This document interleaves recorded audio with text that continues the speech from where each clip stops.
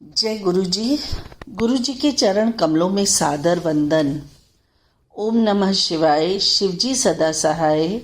ओम नमः शिवाय, गुरु जी सदा सहाय। स्वागत है प्यारी साध संगत जी का दिव्य आभा के इस सेशन में। गुरु जी के निर्देशों पर आधारित ग्रंथ है द लाइट ऑफ डिविनिटी, जिसका हिंदी अनुवाद दिव्य आभा नाम की पुस्तक के रूप में प्रसिद्ध है। उसी पुस्तक में से आज का प्रसंग लिया गया। आज का प्रसंग का शीर्षक है माँ के आंसू पहुँचे। 1998 में लाल परिवार का सब कुछ बदल गया। दिल्ली छावनी क्षेत्र में उनके बड़े पुत्र की दुर्घटना में मौत हो गई और श्री कंवरलाल की पत्नी इस मानसिक आघात से बहुत विचलित हो गई थी। फिर परिवार के एक मित्र श्री प्रेम सिंह सिंगापुर में भारत के भूतपूर्व राजदूत अचानक एक दिन उनसे मिले। स्वाभाविक रूप से उन्होंने परिवार के बारे में पूछा तो उन्हें इस अनहोनी घटना की सूचना भी दी गई। लाल परिवार से अनभिज्ञ प्रेम सिंह गुरुजी के अनुयायी थे और उन्होंने उन्हें गुरुजी से मिलने की सलाह दी। कंवर एम्पायर स्टेट में एक दिन सुबह पहुंचे और उन्होंने राजदूत का परिचय दिखाकर गुरुजी से मिलने की इच्छा व्यक्त की। द्वार पर एक भक्त सुदामा ने उन्हें रोका और कहा, यह गुरुजी से मिलने का समय नहीं है, वे शाम को आए। कंवर ने पुनः आग्रह कर सुदामा को वह कार्ड गुरुजी को दिखाने को कहा, पर सुदामा अप्रभावित रहे और व्यथित पिता को बोले, गुरुजी की संगत शाम को होती है, उसमें अनेकों राजदूत आते हैं, अतः वह भी शाम को ही आए। कंवर वापस चले गए और उन्होंने अपने मित्र से बात की तो उन्होंने भी शाम को जाने को कहा। संध्या को कंवर को उनके मित्र प्रेम सिंह एम्पायर स्टेट के बाहर प्रतीक्षा करते हुए मिले। वे दोनों भीतर चले गए। गुरुजी ने कंवर को अपनी व्यथा व्यक्त करने का अवसर दिया। पत्नी के उपचार के लिए उन्होंने अभिमंत्रित ताम्र लोटे से जल ग्रहण करने को कहा। फिर जैसे सदा होता आया है, वे जल ग्रहण कर कंवर की पत्नी 15 दिन में ही स्वास्थ्य की राह पर चल पड़ी। उन्होंने रोना बंद कर दिया, उनका निम्न रक्तचाप सामान्य हो गया और उन्हें स्वस्थ प्रतीत होने लगा। मई 2000 में परिवार ने गुरुजी के पास आना आरंभ कर दिया। परिवार कुछ दिनों के लिए मनाली गया था।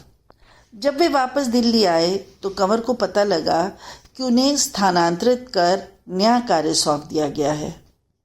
अब उन्हें अंतर्राष्ट्रीय विमानपत्तन छोड़कर 15 जुलाई से नई दिल्ली में सीमा शुल्क भवन में बैठना होगा।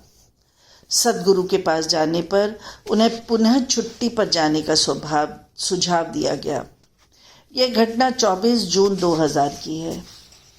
उस समय तक कंवर के मन में गुरुजी के लिए पूर्ण विश्वास जागृत नहीं हुआ था, ऐसा वे अब कहते हैं। उनकी अवहेलना करते हुए कंवर ने कार्यालय जाना आरंभ कर दिया।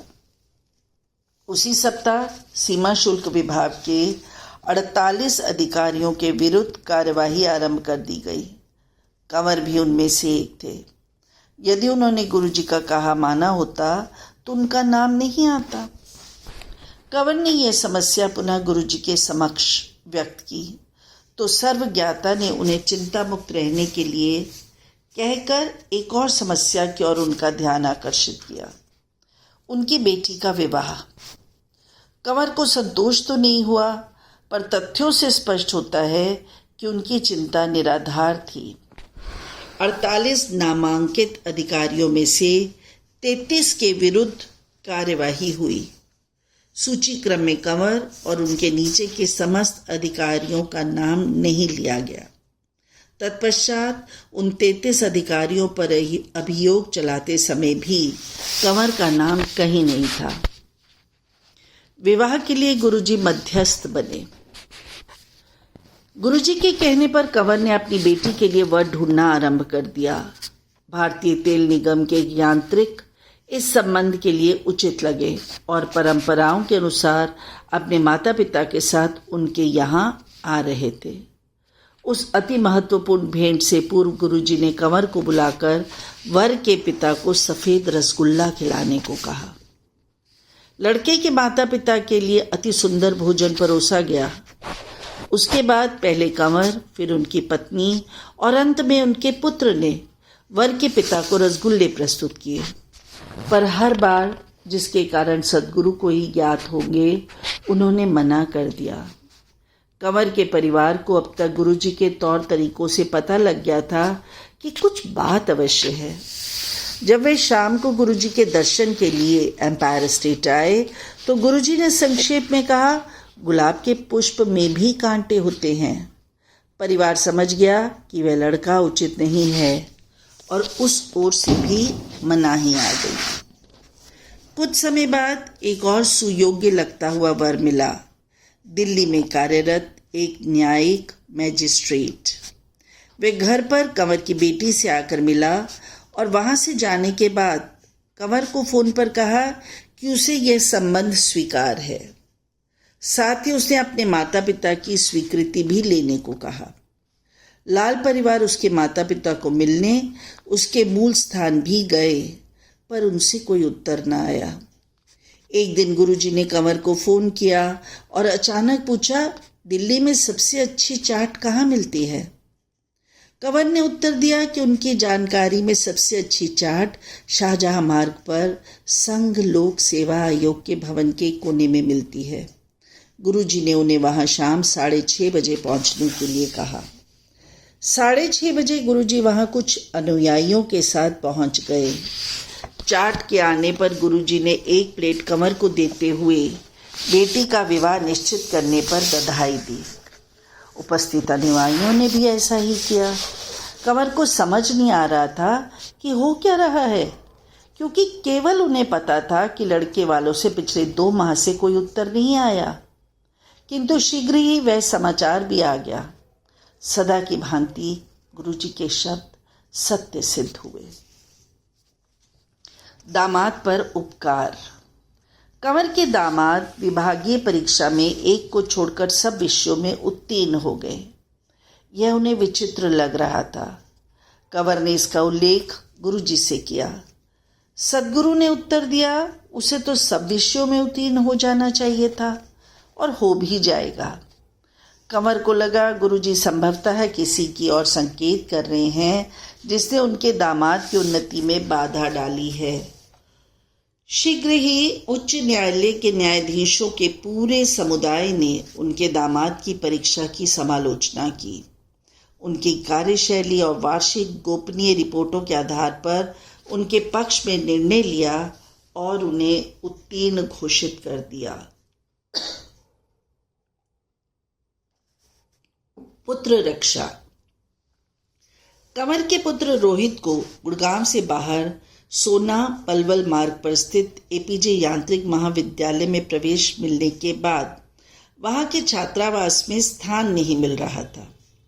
अपने एक पुत्र को दुर्घटना में खोने के बाद कंवर उसे प्रतिदिन 65 किलोमीटर दूर की यात्रा कराने में हिचक रहे थे, पर गुरुजी ने आश्वासन दिया। फिर जैसे नियति थी, एक दिन जिस गाड़ी से वह यात्रा कर रहा था वह एक ट्रक से दुर्घटनाग्रस्त हो गई। वाहन चालक एकांक हो बैठा और अन्य सभी छात्र भी घायल हुए, पर रोहित को, जैसे गुरुजी की इच्छा थी, एक खरोंच भी ना आई। कंवर जब उस शाम को संगत में पहुंचे तो गुरुजी ने कहा उन्होंने उनके पुत्र की रक्षा की थी।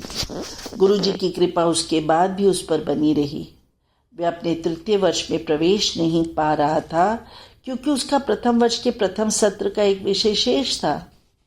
जब गुरुजी को इस बारे में पता लगा तो उन्होंने कहा उसे प्रवेश मिल जाएगा। फिर जैसे विधाता की इच्छा थी, एपीजे ने अपने नियम ही बदल दिए। अब यदि विद्यार्थी 20 में से 18 विषयों में उत्तीर्ण हो तो वह 3य वर्ष में प्रवेश कर सकते थे। इस प्रकार रोहित 3य वर्ष में प्रवेश कर सका। यह वास्तव में गुरु कृपा ही थी, क्योंकि अगले वर्ष एपीजे ने पुनः पुराना नियम घोषित कर दिया। स्पष्ट है, नियमों को सद्गुरु की अभिलाषानुसार बदलना पड़ता है। शल्य क्रिया बिना उपचार। कंवर की सास की दिल्ली के सर गंगाराम चिकित्सालय में शल्य क्रिया होनी थी, क्योंकि उनके दाएं घुटने में बहुत पीड़ा थी, परंतु गुरुजी ने उसके लिए मना कर दिया। साथ ही यह निर्देश भी दिया कि उनको चिकित्सालय के आसपास भी नहीं ले जाना। सद्गुरु ने पुनः अभिमंत्रित ताम्र लोटे का उपचार करवाया, जिससे चमत्कार हुआ। उनके घुटने की वेदना 1 माह में समाप्त हो गई और वह उसे पहले जैसे हिला डुला भी सकती थी। कंवरलाल, दिल्ली द्वारा कथित।